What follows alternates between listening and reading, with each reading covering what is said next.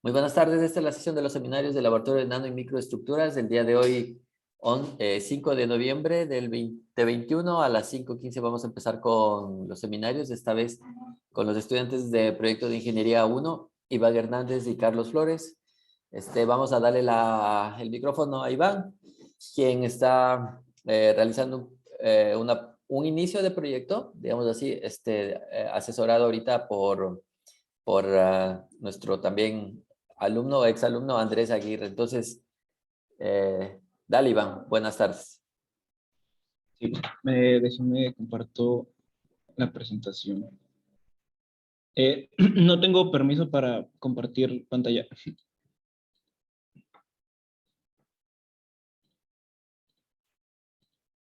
Ya está.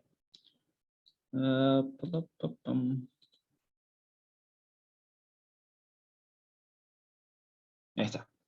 Pues les voy a hablar un poquito de lo que estuve trabajando con Andrés y de algunas cosas que, que aprendí, que estoy haciendo para modelar nanopartículas y usar Debye, específicamente el software de Debyer para generar difractogramas de ciertas nanopartículas.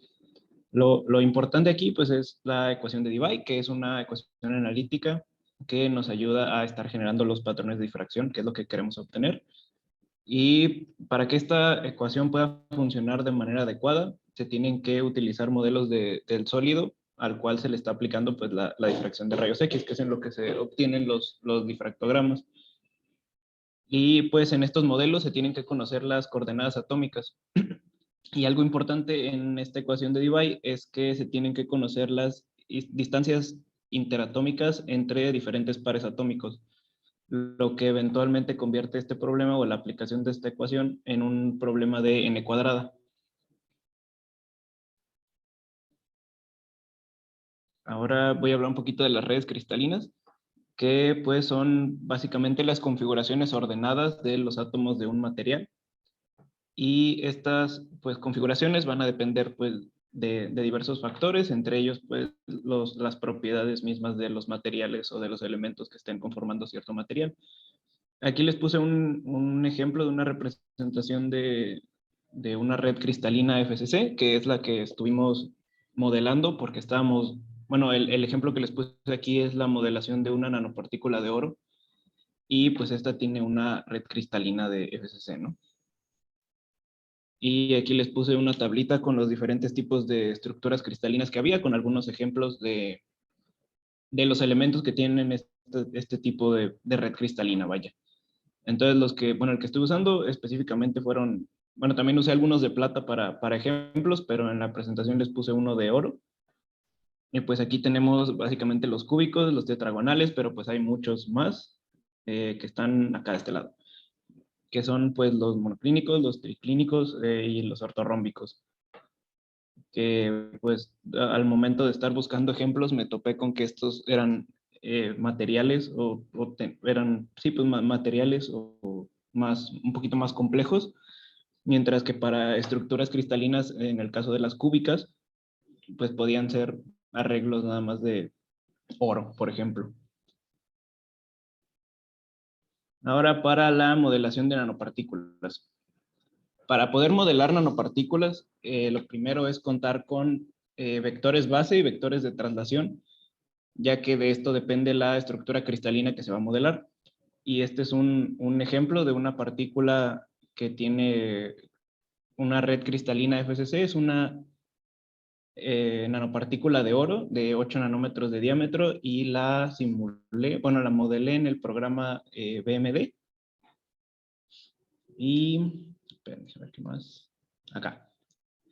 Ya que obtenemos el modelo de esta nanopartícula, el programa del BMD nada más es para visualizarla, pero pues la modelación de dicha nanopartícula te va a generar un archivo que está con esta extensión, .xyz, y esta es la que podemos usar con el software de Debyer para generar el difractograma. Y una vez obtenido el difractograma, pues pueden graficar los datos. En este caso yo lo grafiqué en Excel y lo comparé con un difractograma de oro para ver si eran iguales o similares y pues si son o sea, en el mismo difractograma, ¿no? ¿Y qué más? La continuación que, bueno, lo que sigue, lo que estaba haciendo después de esto, es que no solo bueno, la idea es que no solo se puedan modelar nanopartículas cuya red cristalina sea FCC, sino que cambiando estos vectores base y vectores de traslación se podrían modelar otro tipo de redes cristalinas, por ejemplo HCP, que el código pues ya estaba, nada más que mi computadora como que estaba un poco lenta y no lo pude, o sea, no alcancé a que lo simulara bien antes de la clase. Y pues un ejemplo muy claro de un elemento con una red de HCP es el titanio, que es de la nanopartícula que estaba modelando, nada más que mi compu pues está un poco lenta. Y aquí están mis referencias.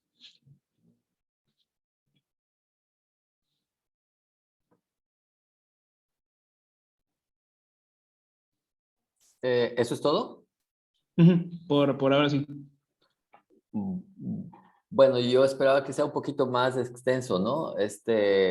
No un mega hiper resumen, de casi 5 minutos. Yo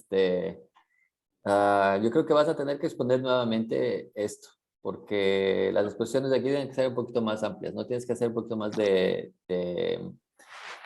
aterrizar, digamos así, más las cosas, ¿no? Si quieres, podemos empezar desde la página 1 de la diapositiva 1, por ejemplo.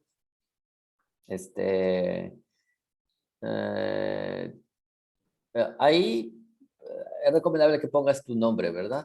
Sí, Ok. porque luego esto se va a quedar grabado y quién es la persona que se ayuda. Luego dice el título que escogiste, ¿verdad? Modelación de nanopartículas y DeVy para difractogramas. Son como dos cosas. Modelación de nanopartículas. ¿Qué significa DeVy? O, Bueno, quería poner algo relacionado como el uso de la ecuación de Debye para generar difractogramas, porque es lo que usa el software de Debye. ajá, o sea, pero aquí son como dos cosas, ¿verdad? Que debes de ir pensando, ¿verdad? Primeramente, uno es la modelación de las nanopartículas como tal. Que las modeles es un trabajo valioso, es un trabajo importante, pero puedes tú ese modelaje aplicarlo a otras cosas, no a Debye, ¿verdad?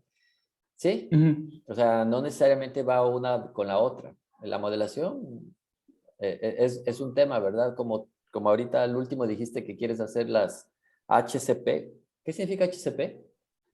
Es Hexagonal Closed Package, creo. Sí. Hexagonales, ¿verdad? Ujú. ¿Pero por qué quieres hacer hexagonales? De eso sí no estoy muy seguro, porque, o sea, fue lo que me recomendó Andrés, pero no Ajá. recuerdo exactamente por qué estaba viendo hexagonales.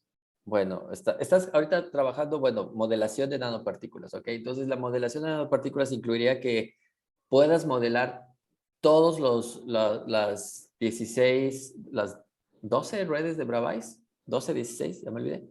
Que son las cúbicas, las ortorrómbicas, las tetraédricas, las hexagonales, etcétera, ¿verdad? Este,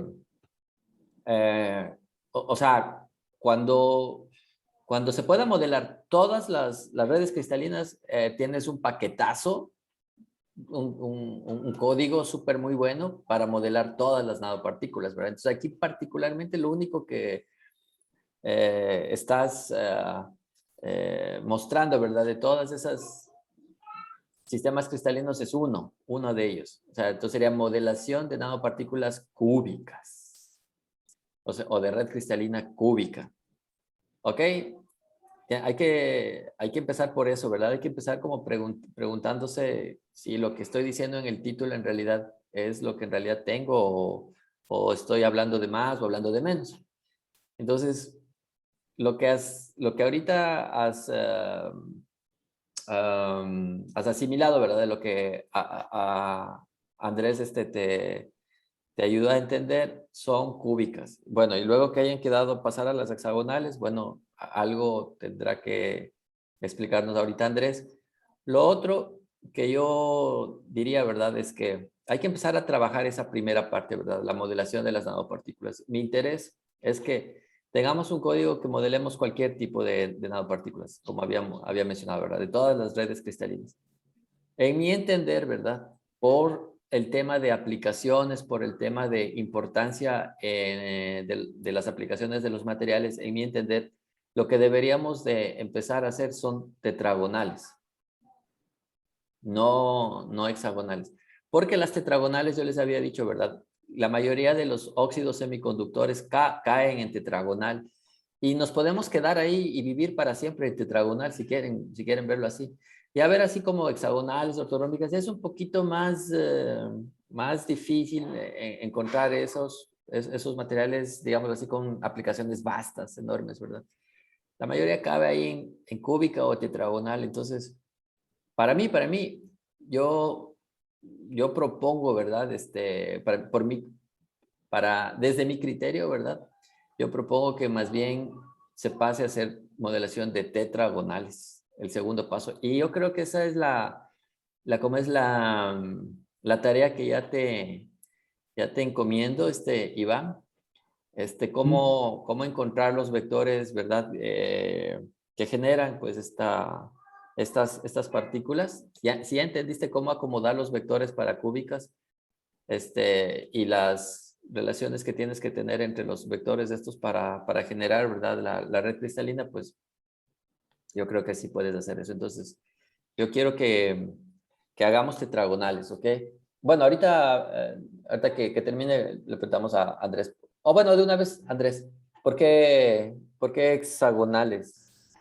Close packet, ¿cuál era La vez pasada que hablamos, creo, o sea, en lugar de entenderle tetragonal, entendí hexagonal. Yo igual quedé con la misma pregunta de por qué hexagonales, ¿no? Pero eso es lo que Ah, le había entendido de la vez ah, pasada que hablamos. ok. Y igual por eso modifiqué una parte del código para poder hacer hexagonales, porque si está un poquito más complicado de lo que lo había planteado, si tienes que pensar un poco en cómo vas acomodando las capas, y supongo que el mismo problema vamos a tener con las tetragonales, porque la forma en la que funciona el código es con los vectores de traslación vas poniendo, no usa la red primitiva, la celda primitiva, Ujú, usa la celda convencional y ya poniendo cada celda convencional, allá adentro pone la base, que es un poco más fácil que empezar de los vectores primitivos. Entonces el problema de eso es que cuando tu celda convencional no es cúbica, entonces el sólido con el que termines va a tener la forma de tu celda ujú, convencional. O ujú, sea, va a ser más alta, por ejemplo. Entonces ahí tú lo que tienes que hacer es definir qué tantas celdas convencionales quieres que quepan en tu cubo para ujú. no gastar poder de cómputo, ¿no? Sí, Pero al final del día, hacer, por ejemplo, una celda hexagonal está mucho más complicado que hacer la celda tetragonal. sí, sí, Entonces sí, no sí. debería haber problema, sí, no debería haber problema con la celda tetragonal. Y aún también eso, hacer una celda, hacer un sólido HCP, que es Hexagonal Close Packing, es muchísimo más complicado. Entonces ya teniendo eso, podemos hacer las estructuras que, pues, las que sean las que nos interesen. Sí. Entonces ahora, tomando algún ejemplo de algún material que queramos hacer, podemos agarrar esa estructura específicamente y modelarla. Sí, miren, la verdad yo nunca habría dicho hexagonal porque pues conozco Sí, de los materiales, ¿verdad? Y las aplicaciones, entonces hexagonales se me viene aquí un poquito raro. Sí, creo que yo escuché mal, sí. sí, a la hora Lo, de tetragonal, hexagonal, como que sí, sí. lo lógico es pasarse a tetragonal, lo lógico. Sí, ahí les digo, tenemos infinidad de materiales para estudiar y estudiar y estudiar y estudiar y estudiar y estudiar. Ahí nos podemos agotar, para que agotemos eso nos va a llevar mucho tiempo. Entonces, el interés sí es pasar a tetragonal. Ahora, qué bueno que topamos este tema con Andrés y bueno, por lo que ahorita estábamos hablando con Iva. Yo sí creo, ¿verdad? Que lo más fácil, sí, para crear, ¿verdad? Sólidos tridimensionales es a través de la celda unitaria. ¿Por qué se haría más difícil, Andrés? ¿Tienes idea? Porque así hacen la mayoría de programas que Ok, estudian estado sólido. O sea, te piden pues los parámetros de red, el ABC, te piden los ángulos y luego te dice cuánto quieres que multiplique en X, cuánto que multipliques en Y y en Z, ¿verdad? Entonces multiplicas por 30, 40, 50 y, pues, y todo eso, ¡pum! Te genera el material. Ahora que eso le dé la forma que queremos, ¿verdad? Que sea un cubo, una esfera y cosas así, es otro problema, ¿verdad? es que yo creo que ahí está el problema, porque cuando tú defines tu celda unitaria y tus vectores, no están acomodados con el X, Y, Z. Pueden tomar cualquier, ¿cómo se llama? Orientación. Cualquier, cualquier orientación. Entonces tú a la hora de estar moviéndolos para allá y para acá y para acá, pues los estás moviendo en función a tus vectores base, no a Ujú. tus X, Y, Z. Y eso puede crear un sólido, o sea, que tú no tienes el control sobre eso y al final tienes que refinarlo más computacionalmente, ¿no? Cuando tú Mm, lo haces con con las celdas convencionales, ujú, tú estás diciendo, bueno, mi celda convencional, por ejemplo, para las cúbicas, es un cubo tal cual. Y adentro de ese cubo yo tengo una base, ¿no? Que son las que ujú, están en las caras. ujú. Entonces, yo a mi celda convencional la voy a expander y cada vez que la expanda a esa celda convencional le estoy poniendo mi base. Esto también es como que el acercamiento que se tiene a todas estas redes que no son no me acuerdo igual cuántas habían en tres dimensiones, creo que son como 13 o 12 Sí, de las de Bravais. Bravais, las redes de Sí, Bravais, ajá. que normalmente una red cristalina, pues que no es de esas, tiene la celda convencional y a esa celda convencional le agregas una base, ¿no? Que es, por Ujú, ejemplo, lo que se hace con HCP, que es una red cristalina hexagonal a la cual le agregas una base. O sea, todo esto también como para sacarle la vuelta de que, por ejemplo, una celda unitaria nada más tiene un átomo. Por eso se está definiendo de una forma un poquito más peculiar, ¿no? Una ujú, celda convencional puede tener varios átomos y a eso le estás agregando una base. O sea, ujú. nada más es para como que reducir un poquito la complejidad de los cálculos computacionales que se tienen que hacer Sí, y hacer el código un poquito más fácil ajá, de modificar. ok. Pero igual podríamos hacer uno no creo que sea tan difícil implementarlo usando la celda unitaria. Igual Ajá. también no sé qué tan difícil sea encontrar las celdas unitarias de las diferentes redes cristalinas, porque no sé si todas cuentan con eso. Por ejemplo, tetragonal, el típico tetragonal que hemos trabajado en el laboratorio es óxido de titanio, ¿no? Ajá. Y yo te puedo les puedo compartir la tarjeta PDF del óxido de titanio. O sea, dónde está A, dónde está B, dónde está C, este, Sí, pero por ejemplo, eso es más la celda o- convencional, ¿no? No es la celda unitaria. esa es la celda unitaria. Cuando das A, B y C, es la celda unitaria. Son los parámetros de la red cristalina. Ok. Ajá. Pero sí, es algo que podríamos platicar entre los tres. Sí, eh, les comparto esa tarjeta PDF para que puedas ver ahí eh, los parámetros Ok. cristalinos de una tetragonal que sería óxido de titanio, ¿verdad? Ahora, Sí. sí, ahora por ejemplo, es- aquí estás Ana, ¿verdad? Ana, andas por aquí. Sí, ¿verdad? Está aquí Ana. Este, el material que va a estudiar Ana es la ferrita de zinc y hierro, ¿no? ¿O cuál era?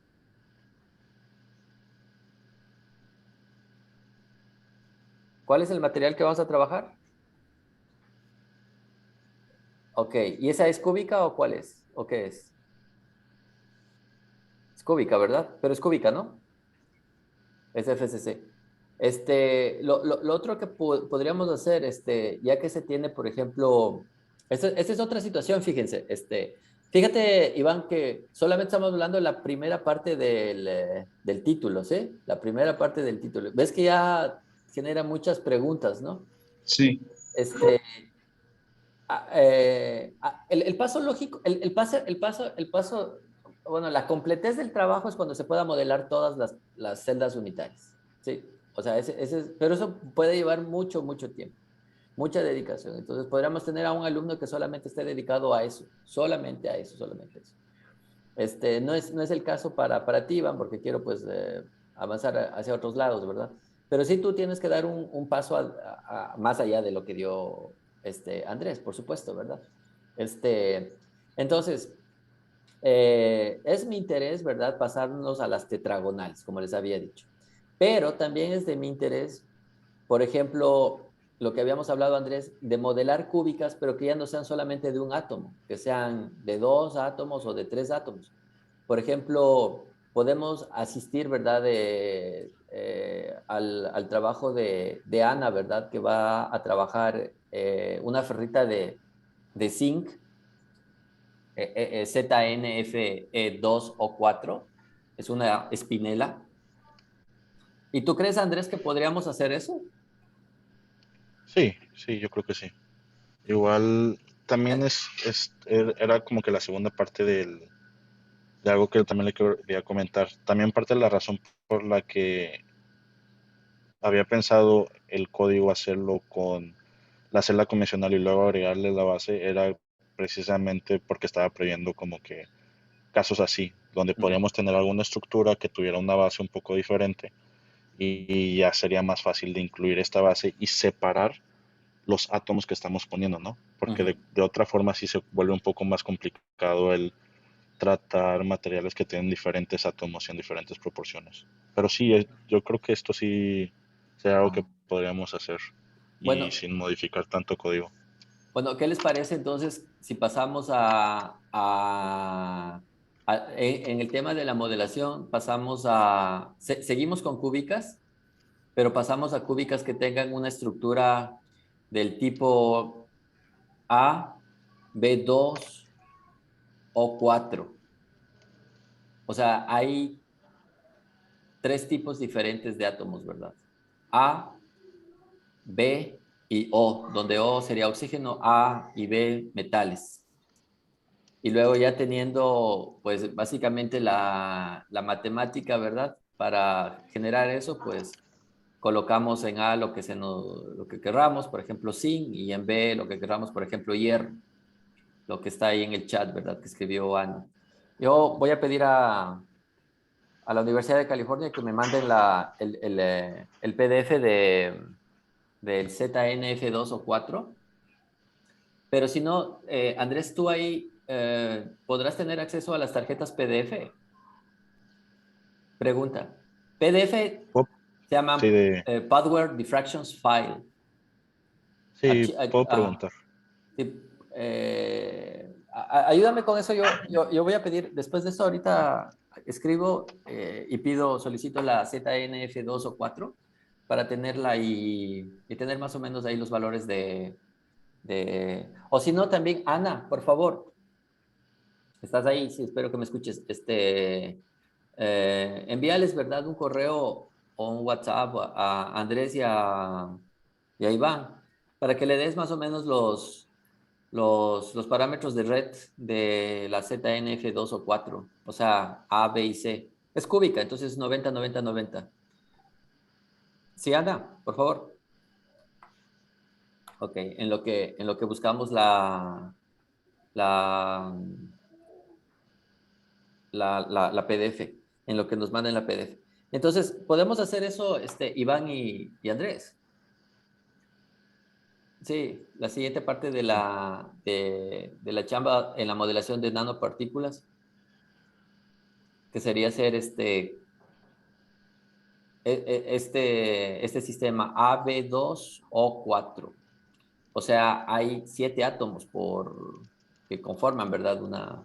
Una molécula, digámoslo así, ¿verdad? ZN de zinc, Fe de hierro 2 o 4. Ok. Para acomodar eso, para ver cómo acomodamos eso. y empezar a hacer pues la física, ¿verdad? Entonces ahorita, Iván, que quede claro, mira, son dos partes muy diferentes. La modelación de por sí es algo complejo, ¿verdad? Que le vas metiendo más variables, puede ser más complejo, ¿verdad? Entonces, yo quiero que no lo pases por alto, no digas es algo así muy sencillo. No, al contrario, o sea, el tener un conjunto de rutinas, ¿verdad? Para modelar nanopartículas, o sea, nos da una herramienta de trabajo muy fundamental para varias cosas, ¿verdad? Sí. Entonces, no lo veas desde un tema así muy simplista, sino es un tema complicado, ¿verdad? La parte es. Y bueno, ahora pasemos a la segunda parte, ¿verdad? Y dices eDivide para difractogramas. Bueno, creo que en realidad habría tres partes, ¿verdad? Porque dices eDivide y luego para difractogramas. Bueno, eh, cuando quisiste decir divide, yo creo que querías decir sobre la ecuación de divide, ¿verdad? Sí. Entonces, y con eso cumplirías que puedes modelar difractogramas, ¿verdad? Fíjate que aquí la palabra modelaje aparece en dos lados. Modelar nanopartículas y también modelar difractogramas. Entonces, ¿qué es más importante, verdad? Para el estudio, el modelar el difractograma, el predecir un difractograma o el modelar las partículas. Entonces, aquí como que es un poquito un juego de palabras, ¿verdad? Los difractogramas que tú los vas a sacar son difractogramas teóricos, difractogramas que han salido de la computadora, no han salido de un experimento de laboratorio, ¿sí? Y entonces, aunque la molécula no exista, fíjate que tú te puedes inventar una molécula así, que no se ha visto, ya que tienes la maquinaria para hacer esto, puedes predecir el difractograma, ¿verdad? Entonces, ahí lo que se pudiera como usar para no tener las dos palabras de modelaje, tanto para las nanopartículas como para los difractogramas, es diferenciarlas, ¿verdad? La modelación va para las nanopartículas y la predicción iría para los difractogramas de rayos X, ¿verdad?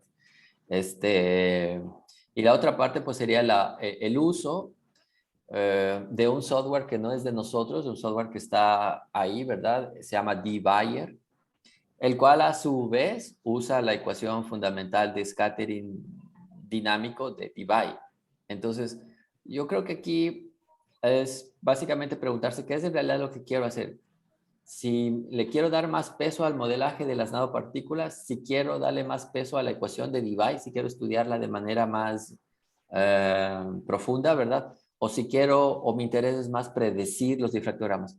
Por ejemplo, en el caso de Ana, ¿verdad? A ella le interesaría predecir el difractograma y diría, no, pues a mí ya Debye, no, yo no quiero saber qué mucho hace, yo quiero que me den el difractograma teórico, ¿verdad? Y la modelación de las partículas, pues se lo dejo a otras personas. Entonces, si te das cuenta, son equilibrios que tú debes de saber, ¿verdad? Qué es donde le vas a querer tú poner más peso. Ahorita estás conociendo, ¿verdad? Pero va a haber un momento en el que te va a importar más una u otra. Bueno, aquí son tres cosas en realidad, ¿sí? Te va a importar más como modelar las partículas, te va a importar más estudiar a fondo la ecuación de Debye o te interesará más ya como las aplicaciones, ¿verdad? Predecir difractogramas. Entonces, te invito, ¿verdad? Para que pienses un poquito más de esto y le muevas al título, ¿ok? Le hagas más... va a seguir siendo general porque aún no tenemos, bueno, digámoslo de todo esto, la tarea que se te encomienda ya, digámoslo así, es como la modelación de estos sistemas, ¿verdad? AB2 o 4, usando dBayer, como ya lo tienes, y pues como consecuencia, pues ya vas a sacar los difractogramas, pero no vas a trabajar aún la física de los difractogramas. Aún no vas a entrar al análisis XLPA y esas cosas, ¿ok? Aún eso lo vamos a ir dejando un poquito para ya hasta que te empapes más de esto. Entonces, ahorita, el peso creo que es en la modelación lo que vas a estar ahorita. ¿Sí? Va a llegar el momento, pues ya que como Ana, ¿verdad? Ya va a buscar aplicaciones y necesita el difractograma experimental, el teórico, hacer una correlación entre ambos, ¿sí? Entonces, ahorita vamos como a colocarle peso a la modelación, ¿verdad? Entonces, cuando colocamos esos pesos, ¿verdad? En los títulos y lo que nos sobra de los títulos, lo que no vamos a usar, no vamos a manifestar, ¿verdad? Como la parte así fundamental, el core, pues lo sacamos y lo dejamos como objetivo. Entonces, por ejemplo, un objetivo puede ser predecir difractogramas, ¿ok? Usando la nanopartícula modelada y empleando la ecuación de Debye, perdón. ¿Sí? Entonces ahí lo sacas del título, pero lo mandas a objetivos. Objetivos, no el objetivo principal, porque el objetivo principal seguirá siendo ahorita la modelación. ¿Sí? ¿Se entiende eso? Bueno, entonces, aparte del título, ¿verdad? Que pongas el nombre, y también les voy a mandar, no sé si ya les mandé, pero bueno, ahí les subo el logo del laboratorio para que siempre pongan, ¿no? Siempre lo coloquen el logo del laboratorio, siempre que esté ahí, ¿ok? Esas bolitas ahí de colorcitos. Bueno.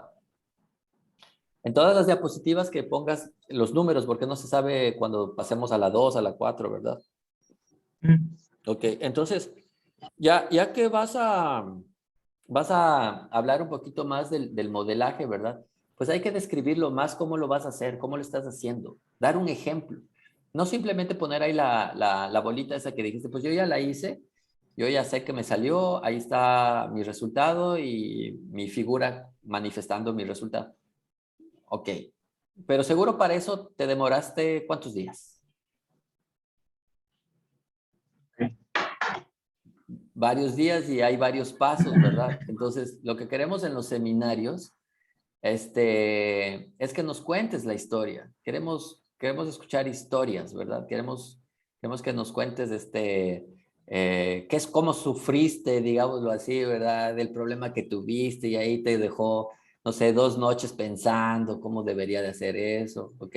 Hasta que dices, mira, así resulta, ¿verdad? Por ejemplo, yo no sé si Carlos, Moisés, Lidia, Ana y Fausto y los demás sepan qué es BMD. Yo lo conozco desde hace mucho tiempo, pero pues las otras personas no. Entonces, explicar más. Tu explicación está muy, muy superflua, muy, muy por arriba. Es como que le contaste esto rápido a alguien y para sacarte de encima. ¿Qué estás haciendo? Estoy haciendo eso, ya listo, ya me tengo que ir. ¿Ok? No, aquí no te vas hasta que yo no diga que te vayas, ¿verdad? ¿Sí? Hay que explicar más con profundidad. ¿Y por qué lo hago esto? Porque pues finalmente tú estás en un proceso de formación, ¿verdad? Y necesitas pues este tipo de entrenamiento. Este tipo de presentaciones que acabas de dar, digamos así que no están bien porque primeramente muy rápidas y por lo mismo, ¿verdad? Es muy, muy por arribita, ¿verdad? Hay que aterrizar más. Entonces, te pido que nuevamente prepares digámoslo así, como para en 15 días, nuevamente vuelvas a repetir, prepares nuevamente la presentación, y vayas agregando más cosas. Mira, yo sé que tú vas a decir, pero ¿en serio el profesor quiere que ponga ahí un vector 1, 0, 0? ¿Por qué no? No es que me estás enseñando a mí, sino en algún momento vas a presentar esto a un auditorio donde pues van a estar un sinfín de personas que seguro les va a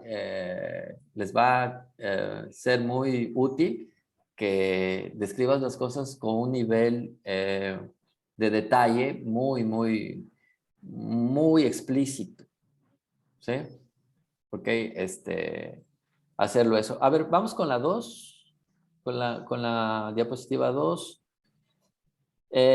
Pues ahí está, o sea, finalmente no dice nada eso, ok, que nos ayuda a predecir patrones de difracción, pero ¿por qué? ¿Cómo? ¿Por qué? ¿Dónde está el meollo del asunto? Eh, ¿Qué es un difractograma? ¿Qué es pues, un patrón de difracción? ¿Qué es un patrón de difracción? ¿Sí? ¿Qué es eso? Y si explicas eso, pues, bueno, ya entenderé, ¿verdad? Cómo es que a dónde va, ¿verdad? A dónde va el asunto. Entonces, fíjate, empiezas con modelación, luego pasas, en el título, luego pasas a DeVay, y luego dices difractogramas. Y como ponerlo así, uno, dos, tres, y empiezas explicando el 2. ¿Sí? Tienes el 1, las partículas, el 2, el DeVay, y el 3, el difractograma. Y empiezas explicando el 2. Entonces, en ciencia, pues siempre hay esa, no, somos cuadrados, digamos así, ¿verdad? En el sentido, en el pensamiento, pero es porque necesitamos este tipo de lógica, ¿verdad? Sí, ser muy sincronizados, ¿verdad? En las líneas de las ideas. Entonces, si pues el título empezaba con modelación de nanopartículas, hubiera sido lógico que empieces con nanopartículas, ¿verdad? No con la ecuación de Debye. Al contrario, si el título lo modificaras y hablaras algo de Debye, pues entonces empiezas hablando algo de Debye ya en la introducción. ¿Sí? Ok, y luego para ser utilizada se necesitan modelos del sólido al cual se le aplicó, en donde se conozcan las coordenadas atómicas. Bueno, yo no veo ahí dónde están las coordenadas atómicas, a menos que las coordenadas atómicas sean las RMN, pero pues esos contadores MN pueden ser cualquier cosa, pueden ser electrones, pueden ser, no sé, pueden ser partículas con partículas, o sea, no hay definición, ¿sí? No hay una definición ahí. ¿Qué son las Fs? ¿Qué son las Qs? El contador N, ¿hacia dónde va? ¿Por qué ambos cuentan hasta N y no uno cuenta hasta N y el otro cuenta hasta M? Sí, que supongo que es un promedio, un valor esperado, ¿verdad? Porque está entre brackets. Sí. Entonces, ¿ves? Hay muchas cosas que quedan así muy sueltas, ¿verdad? Que, que solamente se daría esto si estuvieras tú en un foro ya recontra mega especializado en esto. Entonces, no, rápido, yo me tengo que ir rápido al meollo del asunto, que es esta cosa y esto aquí, pues ya. Pero eso van a pasar muchos años para que hagas este tipo de presentación cuando pases así de golpe. ¿Ok? Bueno, pasa a la 3 y supongo que ahí empiezas a hablar de los sólidos, ¿verdad? Pero sigo en mi cabecita, a ver, ¿dónde están las partículas? O sea, ya sé. Lo que va a modelar son esas celdas unitarias. Pero no, ¿verdad? Entonces, no estás modelando celdas unitarias. Entonces, ahí lleva a que provoques en el auditorio una confusión. ¿Ok? Yo entiendo, aún no llevas física experimental 2, ¿verdad? Vas a tener que No, todavía no. aprender por adelantado estas cosas, ¿verdad? Pero, pero digámoslo así que si el modelaje, ¿verdad? Es el que tú tienes ahorita, ¿verdad? Son solamente celdas cristalinas cúbicas, pues solamente hable de las cristalinas cúbicas. Pasa a la 4, pues ahí no tiene sentido de que empiece a hablar de las tetragonales, esa cosa, porque esto, digamos así, si quieres esta diapositiva, ponla hasta el último como un anexo. Ok. Pero no es información, digamos así, no es información. Porque la información se está diluyendo, o sea, el centro de atención del título, ¿verdad? Ya lo perdimos, ya ahora estamos hablando de otra cosa, o sea, eh, cuesta. Esta mandala hasta el último, no hay necesidad. En anexo, la que sigue, tampoco de anexo. La que sigue, aquí empiezas el modelaje, ¿ves? Entonces, esta debería de estar arriba, la primerita, ¿verdad? Pero, como te había dicho, pues falta mucho que nos expliques cómo sacaste esa bolita, ¿verdad? Dice que bla, bla, bla, bla. Bueno, la juntas, ¿verdad? Con la que viene abajo, ¿verdad? Dice, usando el Sí, software con BMD, ¿verdad? acá, Entonces, ¿no?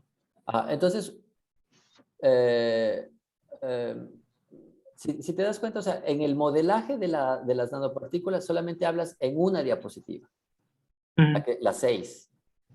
Y, o sea, no explicas cómo. No está así explicado nada, para nada, o sea, cómo. Y mira, ustedes, el proyecto de ingeniería uno tienen que entregar un proyecto, ¿no? Al final, ¿verdad? Es un tipo tesina, ¿sí? Entonces ahí suponiendo que este va a ser el proyecto, ¿verdad? O sea, tú no puedes poner tres oraciones y para el modelaje. Tienes que ser más explícito posible. Así como tú cuando lees un libro y quieres que el autor del libro sea lo más claro posible, ¿verdad? Y cuando dices, ay, este libro qué aburrido, no lo entendí para nada, o sea, se salta de A a B y, ay, lo tiro este libro, no me gusta para nada, y empiezas así como a buscar libros, y dices, qué libro más bonito, cómo explica, ¿verdad? Qué detallado, de pasito en pasito, que este libro me encanta, ¿verdad? Así también, como a ti te gusta, ¿verdad? Que leer, más bien dicho, los libros o los artículos, así tú también deberías con ese mismo búsqueda de encontrar esos autores que hacen las cosas detalladas, también tú deberías de hacer eso. Sí, o sea, en las 6, si regresas a las 6, no hay mucho, pues no hay nada. O sea, sí. ¿Y cómo modelas? Pues con BMW, gracias, hasta luego, lo que sigue, para nada, ¿ok? La que sigue sería ya el modelaje de Debye, ¿verdad? Pero bueno, entonces, ¿para qué hablaste las estructuras cristalinas y la ecuación de Debye que estaba arriba? ¿Ves? La 7, en la 7, o sea, antes de que des esto, la primera diapositiva debería de estar antes de esta. Hay un desorden aún en las diapositivas. Y bueno, ¿qué es Divider? O sea, pudieras poner también, o sea, como la página web de donde está el Divider, pudieras hablar incluso, ¿verdad? Es un software que desarrolló un grupo de Alemania, de la Universidad de tal, y consiste en esto, tiene tantas versiones, es gratis, es de licencia, qué sé yo, ¿verdad? Tienes que dar crédito a esas personas, ¿verdad? Porque pues esas personas son las que hicieron el Divider, no es generación espontánea, no apareció del cielo, ¿verdad? Así, ahí está, ok. Tienes que dar crédito, tienes que aprender a dar crédito y también eso pues no está ahí como la referencia, ¿verdad? Como la página web de donde sacaste. Y luego, bueno, pues ya hablas del difractograma, dices, bueno, ya no sé, la verdad no sé cómo habrá modelado esa partícula, parece que es simple, por eso no lo dice, y bueno, ya ahí está el difractograma, bueno. Y en el difractograma, no importa que lo grafiques en MATLAB, en Excel, en lo que sea, ahorita no estamos en el tema de las figuras, pero estás diciendo que es una esfera de 8 nanómetros, ¿verdad? Eso entiendo ahí. Ok, ¿por qué una de 8? ¿Por qué no una de 4? ¿Por qué no una de 1? O sea, ¿por qué elegiste 8? O sea, ¿de dónde viene el número 8? Tiene que haber una lógica, ¿verdad? Digo, si computacionalmente está difícil hacer esto mientras más átomos hay, pues entonces, ¿por qué hiciste una de 8? ¿Por qué una de 4 no? Cositas de ese estilo, ¿ok? Tienes que hacerte tú las preguntas, tienes que irte así preguntando. Y pregunta que no sabes, o sea, obviamente te haces las preguntas porque no sabes las respuestas, ¿verdad? Porque pues te viene, ¿verdad? Esa idea a la cabeza. Bueno, si no sabes las preguntas, pues para eso estamos aquí para responderte, ¿verdad? Andrés o yo para ayudarte en eso. Y luego en el difractograma presentas eso y lo que sigue, la que sigue, por favor, la 8. Ajá. Dices que pues ahí están iguales. Yo no veo que sean iguales.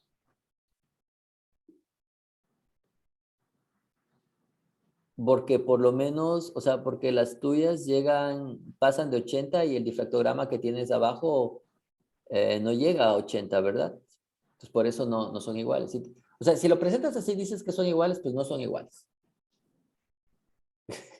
¿Sí? O sea, no son iguales. Y tú me vas a decir, pero profesor, pero es que yo no tengo el difractograma de oro. Bueno, tú no, pero nosotros sí. Entonces, profesor, ¿de casualidad tendrá el difractograma de oro? Claro, o sea, hasta hay una tesis de eso, ¿verdad? ¿Sí? donde te podemos dar datos de nosotros mismos, de nuestro laboratorio, ¿verdad? Donde están los difractogramas. Y bueno, ¿y qué querías decir cuando dices son iguales? ¿En qué sentido los ves iguales? Pues que tenían, o sea, como la misma forma. Pero faltan, ¿no? Picos, o sea, tú tienes 2 picos más y en el otro no hay, ¿no? Ujú. O sea, así, o sea, falta. No podrías decir que es lo mismo. Ok, este, otra cosita de ahí mismo es que ¿de dónde sacaste ese difractograma de abajo? ¿De dónde lo sacaste? O sea, Ya, de una página de internet. O sea, nada más quería como corroborar que se pareciera a un difractograma de oro y no me hubiera dado ah, otra cosa. ok, bueno, entonces eso que acabas de hacer ahorita es la primera clase que yo doy en Física Experimental 2. Cuando les digo, no quiero resultados, cuando pongan en Google y lo primero que les bote Google, eso es lo que agarran. Google sirve para muchísimas cosas. No estoy para nada, tengo mi cuenta de correo en Gmail y tengo Drive y tengo todas esas cosas, ¿verdad? Y ellos deben de saber quién soy y todas esas cosas. No tengo problema con eso. Lo que sí tengo problema es que en las maneras de buscar información de los alumnos que empiezan, ¿verdad? Entonces yo para eso como profesor pues tengo la labor de encaminarlos y decirles, no, por ahí no es el camino para buscar información. Tienen que buscar información en bases que se han construido, en bases bibliográficas que se han construido para eso. Scopus, Web of Science y las que sean, pero Google no, o sea, el primer pantallazo que te dé Google no es hacer búsqueda de investigación científica. Y por lo mismo, pues dices, pues me salió ahí de una universidad, de alguien que sacó por ahí. Y la información no está. ¿Qué tal si eso no es real, verdad? No está cotejado por pares, etcétera. Entonces, si quieres información de difractogramas o de papers, primeramente de papers, entonces no busques información en Google. Tienes que irte a buscar en Scopus y aprender a manejar Scopus. No, no, no. ¿Sí conoces qué es Scopus? No. No. Bueno, les voy a mandar la liga de los videos estos de laboratorio de YouTube para que hagas una búsqueda por Scopus. Moisés está ahí acentuando que sí, porque sabe que así trabajamos, ¿verdad? En el laboratorio. ¿Ok? Entonces, que quede claro, 0 búsquedas en Google, 0 búsquedas del primer pantallazo que me dé. Eso no. Tienen que hacer una búsqueda de verdad, una búsqueda científica, como buenos ingenieros o científicos que van a hacer en el futuro, tienen que aprender ahorita dónde buscar información, ¿ok? Entonces, por eso ese difractograma está sacado ahí hasta 70, o sea, quién sabe cuándo lo hicieron, quién sabe, mira, quién sabe si está sacada también ese difractograma en las mismas condiciones que tú simulas con el difractograma. Aquí una preguntita, Andrés, o está ahí, tal vez no está, Sí, Doc, sí, aquí estoy. para simular el difractograma, ¿tú usas alguna longitud de onda de un fotón de rayos X en particular o ya no me acuerdo cómo va Sí, eso? es QK alfa, o sea, Pero cobre K alfa. de cobre, ¿verdad? O Sí, sea, de esa, cobre. esa, esa variable sí existe, ¿no es cierto? Sí, Ok, sí, de mira. hecho es bien importante. Ajá, sí, mira, porque Iván, si los difractogramas, puedes tomarlo tú con varias fuentes de rayos X. Entonces, los rayos X son fotones y como son fotones, pues tienen energías, ¿verdad? Diferentes. Entonces, un fotón de rayos X de un cátodo, de un ánodo, llámese de cobre, ¿verdad? O sea, en energías es muy diferente a uno que provenga de plata, que provenga de níquel, que provenga de algún otro metal. Entonces, al tener energías diferentes, lo que va a producir es que los difractogramas van a ser diferentes. Entonces, no puedes comparar eh, peras con manzanas. ¿Ok? Entonces, aquí también recalcando, ¿verdad? Ese difractograma, ¿con qué fotón lo modelaste? Eso es muy importante. Y ahorita te lo está diciendo Andrés, ¿verdad? Lo modelaste con un fotón de cobre, ¿sí? Entonces, ¿cuál es la longitud de onda de ese fotón? Ahí apúntalo para que más o menos lo tengas a mano. Es alrededor de 1.54 angstroms, ¿ok? Y entonces, si tú quieres comparar tus difractogramas tienen que ser comparados con otros que hayan sido tomados con esa misma fuente de rayos X, es decir, con cobre. No puedes comparar uno de cobre con uno de níquel, o sea, no son iguales, ¿ok? La comparativa no es la misma, ¿ok? Están recorridos, están movidos. Entonces, por eso, falta cositas, ¿verdad? Pero bueno, la siguiente, las referencias, quiero decir, con más modelación. Bueno, ves, más modelación, o sea, ¿en qué momento esto cabe, verdad? ¿En qué momento de los tiempos de la organización cabría esto, verdad? Bueno, tal vez, por ejemplo, ponerlo arriba, ¿verdad? Y ahí está diciendo que ya hay un avance, ¿verdad? De estas modelaciones con FCC y ahorita tú con FCC donde solamente existe un átomo, oro, plata o cobre, lo que sea, ¿verdad? Podemos estudiar con esto los metales que querramos, ¿verdad? Bueno, no todos, ¿verdad? Pero varios. Eh, pero aquí en más modelación, en lugar de más modelación se pudiera poner ahorita, bueno, el primer título, cúbicas, ¿verdad? Y esta, en lugar de poner más modelación, pudieras poner cúbicas tipo A, B, 2 o 4 o cúbicas tipo lo que sea, ¿sí? Entonces ahí le vas dando tú ese ordenamiento. Y luego en referencias, eso que está hasta el último, pues yo no sé, esa referencia, a ver, déjame ver. Ok, Depa Kim Unam. A ver, Moisés, ¿qué siempre digo de las referencias? Nos critica mucho el formato. Pero Quiere que bueno, las referencias se vean, pero se aparte vean de eso, como uniformes y que pues estén bien citadas y que las páginas de internet no son confiables porque pues cambian. Entonces, si yo quisiera consultar esa referencia y esa página de internet ya se cayó, pues no voy a poder llegar a ella. Entonces, trata de que de animarnos a que utilicemos normalmente referencias de artículos de revistas reconocidas y pues esas ya quedan guardadas como para la posteridad. sí. O sea, lo que yo siempre les digo a mis estudiantes es, porque hay una rúbrica, ¿no? Para la calificación, prohibido páginas web. No, yo no acepto páginas web de referencias, la verdad, no. No. Porque cualquier persona puede subir una página web, ¿verdad? Porque estuvo ahí animosa, la subió, ¿verdad? Y bla, bla, bla. Y de pronto, como dice Moisés, que yo digo, ¿verdad? De pronto, le tumbaron, ¿verdad? A la página web o la persona ya no la quiso o se fue de esa universidad y la universidad la bajó. Entonces ya las páginas web como nacen, mueren. ¿Sí? Las páginas web como nacen o mueren. Te doy un ejemplo súper sencillísimo para que me entiendas. Si tú quieres ver los tweets estamos 2022, los tweets de 2018 ya no los encuentras.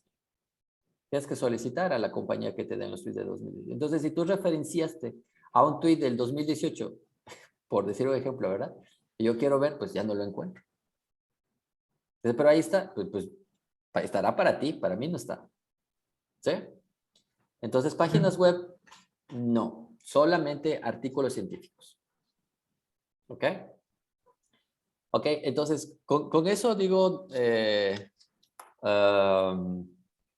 en cuestión de la presentación, ¿sí?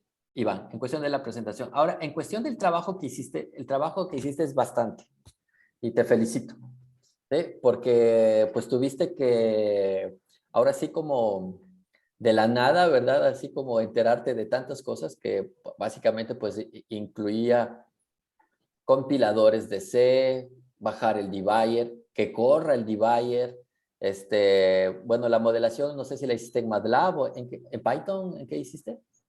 La modelación está en Python, pero Ah, o sea, el código ya estaba prácticamente hecho sí, de sí, Andrés. sí, pero no sé si tenías tú ya ¿cómo se llama? ¿Alguna experiencia en Python? Pues, más o menos. Más o menos, ok. Pero ves, pero ya hiciste eso. Yo uso para Python Spider, ¿sabes? Es muy ligero. Y yo sé que existe el Anaconda y todas esas cosas. De hecho, yo para algunos trabajos uso eso, ¿verdad? Pero se me hace que es muy pesado como para hacer eso. Pero bueno, en fin, de eso, el que te acostumbres, ¿ok? Pero ya De hecho, llevo... estaba usando Visual Code, pero, o sea, como que me acomodé ya mucho más usando Spider, Ah, ya que sí. lo pude bajar. Sí, sí, Spider es súper facilito para manejarlo, ¿verdad? Ya cuando tienes un poquito más de horas de entrenamiento, ya te vas a Anaconda, ¿ok? Pero mira, ya te jala Python, ya habrás bajado chorro mil bibliotecas para que corra Python, ya sabes esas cosas. O sea, yo la verdad te felicito del trabajo que hiciste. ¿Ok? Ya tengo, digámoslo así, lo que quiero que ustedes sean una especie de virus, si me permite la palabra, de que el conocimiento de todos se nos vaya así multiplicando, ¿verdad? Entre todos, ¿ok? Y eso me gusta, eso me gusta, y por eso te felicito. Lo que ustedes de las presentaciones, no te desmoralices, esto no es para desmoralizar a nadie, simplemente es para corregir estilos, nada más, ¿ok? Tómalo de ese lado. Yo para mí, la presentación, pues, digamos así, yo sé esto, lo hemos trabajado con Andrés algún tiempo atrás, casi 2 años, no sé, eh, y a ti, por ejemplo, te ha llevado, no sé, un mes o algo así, te ha llevado a hacer esto, ¿verdad? Entonces, qué bueno, ya el virus se está esparciendo, ¿verdad? Luego tú tendrás que explicar esto a otras personas y así, ¿verdad? O sea, ahí que se apunta Carlos, se apunta Moisés, bueno, este, para esto, ¿verdad? Pero yo te felicito de eso. Nada más que la presentación hay que tener un poquito más de formato, ¿no? Y ya. Sí. ¿Vale? ¿Vale, Iván? Bueno, entonces hacemos una Y presentación para el próximo, en 15 días. ¿Te parece, Iván? sí, de hecho ya anoté todo lo que me mencionó de la presentación para aumentarle y corregirle y moverle ahí todo. Ujú. Sí, y como siempre les digo, o sea, ustedes no se esperen el viernes, siempre les he dicho, ¿verdad? No se esperen para el viernes, así yo estoy para ustedes todos los días, cualquier cosa pregunten, ¿ok? Pero no a pregunta, pues tampoco les puedo decir más, ¿verdad? Bueno, Iván, entonces, felicidades por esto. Ya estoy contento, estoy tranquilo que ya puedes modelar, bueno, predecir, más bien dicho, predecir hay un aplauso de Moisés, predecir los difractogramas, y ya sabes un poquito modelar, ¿no? Pero, qué bueno, un trabajo que valió la pena este tiempo. Y Andrés, muchísimas gracias por el apoyo y espero que pues sigamos un poquito trabajando para la implementación de el siguiente sistema molecular, ¿no? No sé si estás por ahí, Andrés. Sí, claro que sí, Doc. Ya, ok. Entonces nos vamos con el A, B2 o 4, que es cúbica. Perfecto. Ya, muchas gracias también, Andrés, por tu tiempo. Bueno, Nombre de qué, Doc. ok. Entonces ahorita vamos a pasar a la presentación de Carlos. ¿Estás listo, Carlos? Sí. Bueno, entonces vamos a oír a Carlos.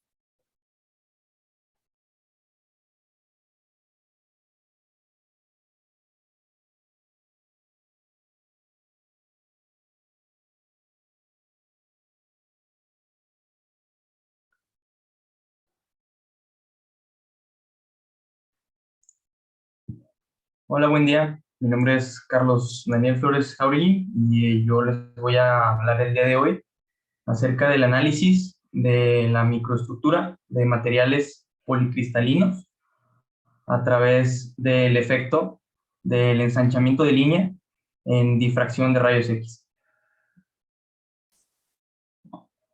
Primero comenzamos hablando un poco sobre qué es un material policristalino.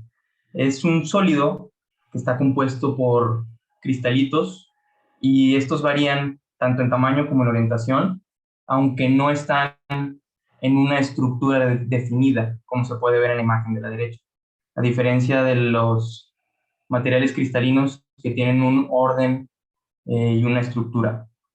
Asimismo, estos materiales pueden ser desde polvos, cerámicas, algunos materiales convencionales, además cristales iónicos, entre otros materiales, ¿no? Dentro de estos materiales policristalinos también puede entrar una categoría que es la capa delgada. En este caso, creo que posteriormente vamos a analizar una muestra de silicio que entra dentro de esta categoría. Tiene que ser menor a 1 micrómetro de grosor para que sea considerado una capa delgada. Y este puede ser policristalino, puede ser epitaxial o puede ser un material amorfo.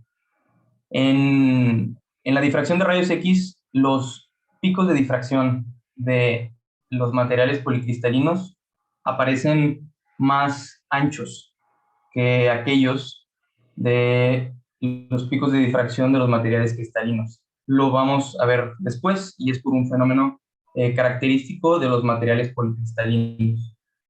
Estos materiales están involucrados hoy en día en muchos productos y en muchas industrias. Nada más para mencionar una de ellas es en el área de la tecnología, en convertidores catalíticos, en nanoestructuras magnéticas, en compósitos súper duros que presentan mucha resistencia o fuerza, entre otros. Es por eso que son de gran importancia seguirse analizando, estudiando, porque son productos o materiales que van a seguir aumentando en demanda y nosotros eh, deberíamos de adecuar nuestras herramientas de caracterización a estos nuevos materiales, ¿no? Más modernos. Y principalmente tenemos de todas las técnicas de caracterización, hay una que presenta grandes ventajas a la hora de su uso, la difracción de rayos X, ya que es rápida, es exacta y a la hora de tú hacer la medición y de poner la muestra dentro del equipo, no es destructivo, así que el equipo solamente se pone dentro de un platillo, una bandeja, y de ahí en más se hace la medición. A partir de XRD se puede hacer una análisis microestructural, una caracterización microestructural para ambos, tanto materiales cristalinos como policristalinos. Y además, es importante tener en cuenta que con esta técnica de caracterización, los resultados obtenidos, los difractogramas, es necesario darles un tratamiento para sacar una información de la microestructura lo más precisa posible. Y es por eso que debemos dejar en claro qué es lo que vamos a estar analizando. Principalmente en un difractograma analizamos los picos de difracción que tienen varias propiedades, entre ellas puede ser la altura, la intensidad integrada, el ensanchamiento integral o el punto centro, el centroide, la varianza, además de los coeficientes de Fourier que se utilizarían para el análisis de perfil. Como podemos ver en esta imagen, una vez que sufre este ensanchamiento, también puede llegar a sufrir el pico algún desliz. Y todo esto tiene que ver con diversos factores ambientales y del instrumento utilizado, del instrumento de difracción de rayos X, que nos va a producir ciertas distorsiones en nuestra difractograma. Y yo les voy a hablar principalmente del ensanchamiento de línea, y este se debe a que tanto la fuente de rayos X puede llevar unas características, el espectro que lo haga que se ensanche, tanto el tamaño de la partícula como su forma. Ahí también entra la característica de la anisotropía de un material, también la tensión, el strain, y los defectos de cristal, que pueden ser dislocaciones, alguna falla o distorsión en la red cristalina que se vaya acumulando, o asimismo que las redes cristalinas no estén en una distribución homogénea. Eso también puede hacer que el pico se ensanche. Y otra cuestión de la divergencia axial, que a la hora de producir el rayo X se busca colimar a lo largo del eje del goniómetro. Es nada más la parte de la difracción de rayos X que nos permite girar el rayo X para tener varios ángulos de prueba. Y ahí puede haber una cierta divergencia en donde no se colime completamente el rayo y haya un ensanchamiento. De ahí en más, estas características es necesario tratarlas, como lo mencioné al principio, para nosotros, primero, antes que nada, obtener la mayor información posible, más precisa, pero asimismo seguir obteniendo información. En este caso, para tratar el difractograma, yo utilicé una paquetería llamada IndexCube, creada y mantenida por el doctor Flavio, la cual vienen ya varias rutinas computacionales que te permiten, en este orden, ir analizando la información del difractograma. Primero se hace un pretratado de la información en donde se quita el ruido de fondo o el background, se suaviza la señal, además que se quita una radiación extra que no queremos. Después se buscan las posiciones de los picos de difracción y se cuentan. Además de que ya una vez que ya estamos limpiando, identificando estos puntos, estos picos de difracción, ya podemos comenzar a hacer una medición. En este caso, en el paso número 4, comenzaríamos a hacer una medición ya del ensanchamiento con el full width at half maximum. Y luego todos estos pasos los vamos a ver ahorita a detalle, y después sería el cálculo del ensanchamiento integral. De ahí en más hay otros pasos que los incluye la misma librería IndexCube, con los cuales podríamos sacar de más información muy valiosa, que incluso, como en el caso de los factores de contraste, nos permitirían hacer todavía una mejor tratado de datos para obtener el ensanchamiento. Comenzamos con cómo quitamos el ruido del fondo, ¿no? El background. Este ruido es creado por radiación fluorescente, a veces el scattering de los fotones no es coherente, además de, como mencioné al principio, el espectro del rayo X de la fuente puede ser también difractado en el camino por el colimador o por el aire, por el medio.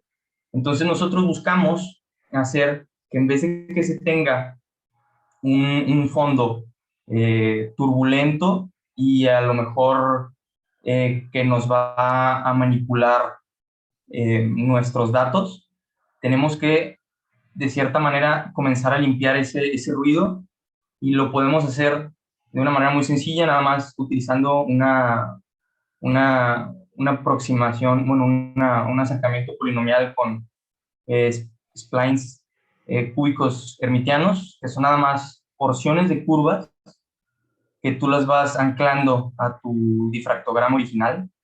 Generalmente se le dice al nivel del fondo o del background, se refiere más o menos cuando estás hablando de la información que no es un pico, sino la demás caída. Ahorita vamos a ver un difractograma para ver más detalle cómo se quita el background. Después, pues estos puntos de control los va a ir definiendo la rutina computacional de manera automática, y se van a ir haciendo estas líneas que son prácticamente estas curvas deben de poder presentar comportamientos de inflexión para que pueda cambiar de dirección rápidamente, o sea, alrededor de tercer grado y demás.